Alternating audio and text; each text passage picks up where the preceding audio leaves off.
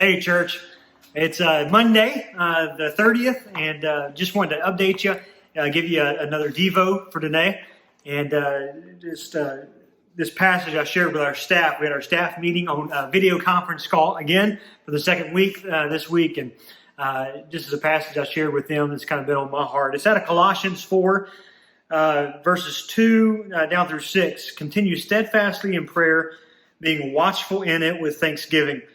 At the same time, pray also for us that God may open to us a door for the word to declare the mystery of Christ, on account of which I am in prison, that I may make it clear, that I may make it clear which is how I ought to speak.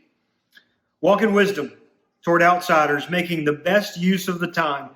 Let your speech always be gracious, seasoned with salt, so that you may know how you ought to answer each person.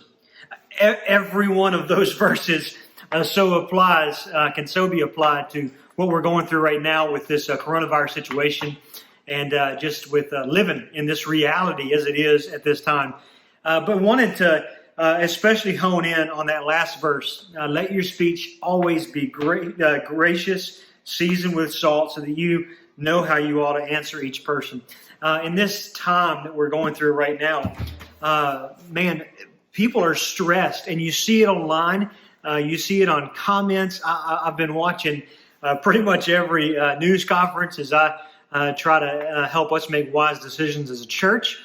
And thank you for your prayers in that. But even in the comments, you see people just on edge and harsh with each other. And so I just want to encourage you as the church.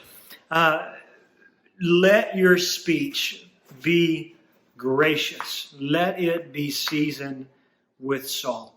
Let your graciousness and the love that Christ that is in you, let that flow out at a time like this, so that people, feel free to speak the truth and speak your feelings. But in everything, season that with the salt of love that is from Christ.